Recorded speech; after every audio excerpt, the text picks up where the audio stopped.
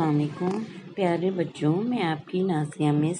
آج ہم پڑھیں گے جماعت ہفتم مضمون سائنس برج کورس خاکہ نمبر 2۔ چلیے ہم اس خاکے کے پڑھنے کی شروعات کرتے ہیں۔ زمین کی تہ، زمین کے اجزاء اور ہیومس مٹی۔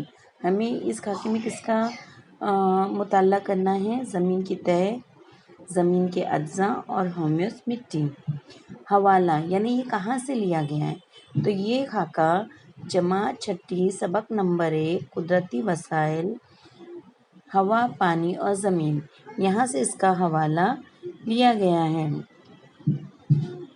متوقع صلاحیتیں، مطلب جب ہم یہ خاکہ پڑھیں گے تو ہمارے اندر کیا صلاحیت پیدا ہونا چاہیے کہ ماحول کے تحفظ کی کوشش کرنا، جیسے غذا کی بربادی کو کم سے کم کرنا، کیونکہ ہمیں پتہ ہے کہ جو قدرتی اجزاء ہیں وہ کتنی محنت اور کتنی مشقت سے حاصل ہوتا ہے، تو اس لیے ہمیں ان چیزوں کی بربادی کو کم کرنا، پانی اور بجلی کے بے جا استعمال کو کم کرنے پر ہم کو زور دینا ہے، اور پانی کیونکہ قدرتی وسیلہ ہے تو اس کا زیادہ سے زیادہ ہمیں تحفظ کرنے کے لیے بارش کے پانی کی ذخیرہ اندوزی کرنا اور نباتات کی دیکھ بھال کرنا، اس کے علاوہ شجر کاری کرنا، یہ صلاحیتیں ہمارے اندر پیدا ہوں گی۔ یہاں پر ہم کو کیا ذہن نشین کرنا ہے، کیا ہم کو یاد رکھنا ہے کہ کرۂ ارض مطلب یہ ہماری جو دنیا ہے، اس پر جانداروں کی بقا یعنی ان کی فائدے کے لیے، ان کی بنیادی ضرورتیں پوری کرنے کے لیے ہوا، پانی، زمین جیسے اجزاء اہم ہیں۔ یعنی ہم اپنی چیزیں دیکھو، ہم جاندار میں، انسان بھی جاندار میں شامل ہوتا ہے، تو ہم اپنی ضرورتیں کہاں سے پوری کرتے ہیں؟ ہوا سے، پانی سے اور زمین سے، یہیں سے ہم اپنی ضرورتیں پوری کرتے ہیں نا، تو انہی کو ہم قدرتی وسائل کہتے ہیں۔ اب قدرتی وسائل ہم پڑھ چکے ہیں، کسے کہتے ہیں؟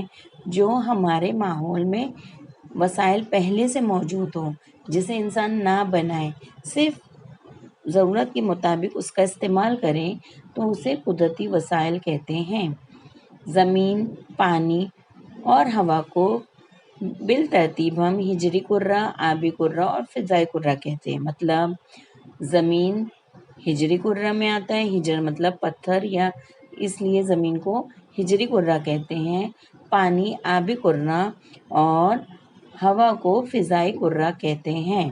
یہ ہمیں ہمیشہ یاد رکھنا ہے کہ زمین جو ہے وہ ہجری کرہ ہے، پانی آبی کرہ ہے، اور ہوا والا جو ہمارا ماحول کا حصہ ہے وہ ہمارا فضائی کرہ ہے۔ اب ہم نیچے آپ کو ابھی نظر آئے گا کہ زمین کی جو تہیں ہیں وہ ابھی آپ کو نظر آئے گی، تو ہم کو اس زمین کی تہ کے بارے میں پڑھنا ہے۔ مطلب ہماری زمین کس طرح تیار ہوتی ہے، وہ کیسے تیار ہوتی ہے، اس کے اندر کیا کیا موجود ہے، وہی اس کے تہیں کہلاتی ہیں۔ سمجھا آپ کو؟ تو زمین ہمیں پتھر، مٹی، چٹانوں کی شکل میں نظر آتی ہے۔ انسان اور تمام بری حیوانات زمین پر رہتے ہیں۔ زمین کا استعمال زراعت میں، مکان میں، راستوں کے لیے کرتے ہیں۔ زمین سے حاصل ہونے والی معدنیات، مٹی کا تیل، گیسیں ہمارے لیے بہت اہمیت رکھتی ہیں۔ اس سے ظاہر ہوتا ہے کہ زمین ایک قدرتی وسیلہ ہے۔ پختہ مٹی زمین میں سب سے اوپری تہیں نباتات اور حیوانات کے باقیات کے سڑنے سے بنتی ہیں۔ یہ دیکھیے، یہ شکل دکھ رہی ہے آپ کو؟ یہاں پر آپ دیکھیں گے تو زمین کی تہ نظر آئے گی آپ کو۔ سب سے یہ جو نچلا حصہ ہے یہ چٹان سے بنتا ہے۔ یہ وہ حصہ ہے جو ہمیں آنکھوں سے نظر نہیں آتا ہے، کیونکہ یہ زمین کے بہت نیچے ہوتا ہے، تو یہ چٹان سے بنتا ہے۔ پھر اس کے اوپر والی تہ جو ہوتی ہے وہ کنکر کی تہ ہوتی ہے۔ اس کے اوپر والی جو تہ ہوتی ہے وہ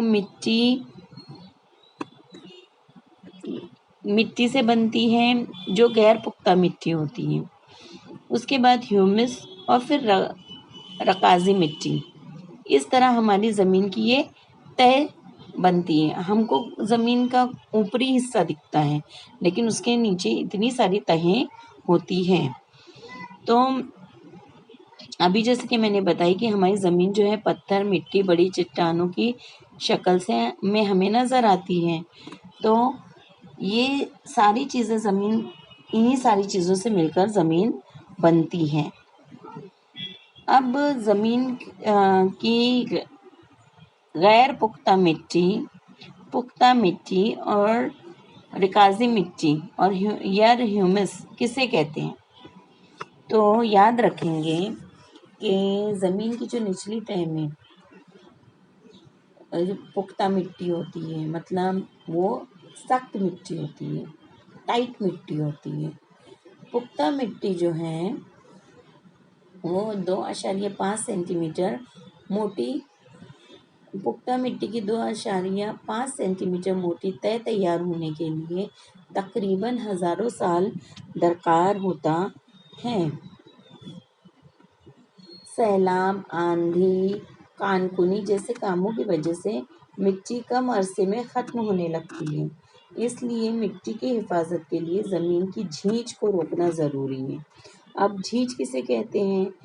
जो मिट्टी हवा, पानी, तूफान वगैरह से धीरे धीरे धूल की शक्ल में निकल कर उड़ती है या बह जाती है बारिश के पानी की वजह से, उसे ही हम मिट्टी की झींच कहते हैं, मतलब तोड़ फोड़। तो उसे हमें रोकना ज़रूरी है, क्योंकि अभी हमने देखा कि मिट्टी बहुत सालों में तैयार होती है, धीरे धीरे उसकी तह तैयार होती है। मिट्टी की हिफाजत के लिए ज़मीन की झींच को रोकना ज़रूरी है। इसलिए सबसे बेहतरीन तरीका ज़मीन को नबातात से ढाँकना है। मतलब नबातात से ढाँकने का क्या मतलब कि हम जाएंगे और ज़मीन पर नबातात से ढाँक देंगे, ऐसा नहीं। इसका मतलब हमें शजरकारी करना है, पेड़ लगाना है, ज़्यादा से ज़्यादा पेड़ पौधे उगाना है, ताकि वो शजरकारी से ज़मीन की झींच कम हो। अब शजरकारी से ज़मीन की झींच कैसे कम होगी? तो ज़मीन की जो जड़ें हैं वो ज़मीन की मिट्टी को मजबूती से थामे रखती है।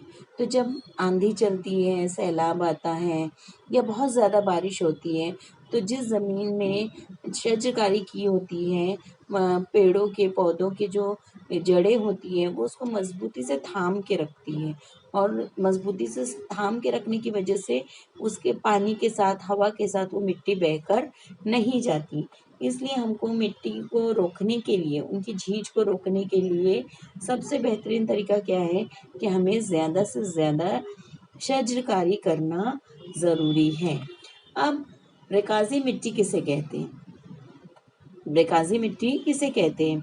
ज़मीन के नीचे जब नबातात, हैवानात, जब जो जानवर मर जाते हैं या जो नबातात के पत्ते गिरते हैं, वो सब मिट्टी में सड़ गल जाते हैं, तो उससे मिट्टी की बहुत ज़रख़ेज़ हो जाती है।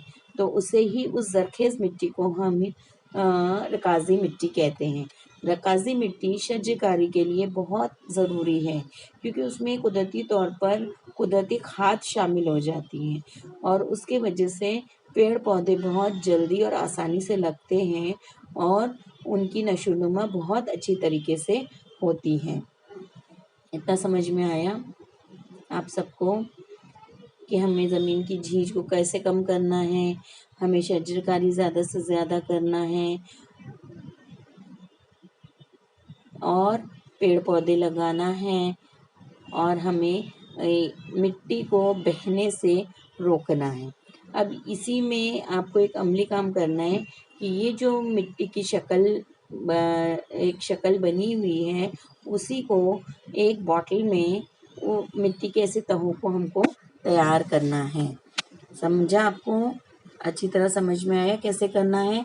मैं आपको बताती हूँ कि हमें कैसे करना है।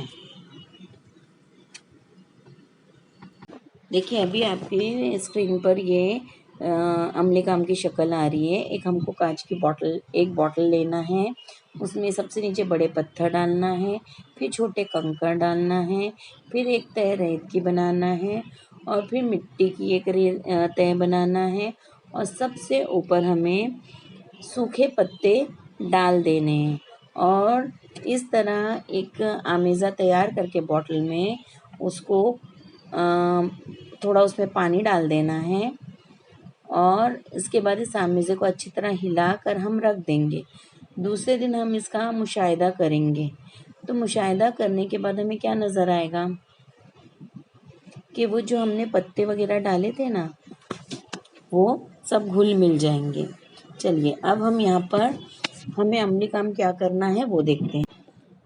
مندرجہ ذیل سوالوں کا صحیح جملہ صحیح کر کے لکھیں۔ مٹی کی 2.5 سینٹی میٹر موٹی تہ تیار ہونے کے لیے تقریباً 1000 سال درکار ہوتے ہیں۔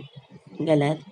مٹی کی 2.5 سینٹی میٹر موٹی تہ تیار ہونے کے لیے ہزاروں سال درکار ہوتے ہیں۔ مٹی اور زمین ایک ہی ہے؟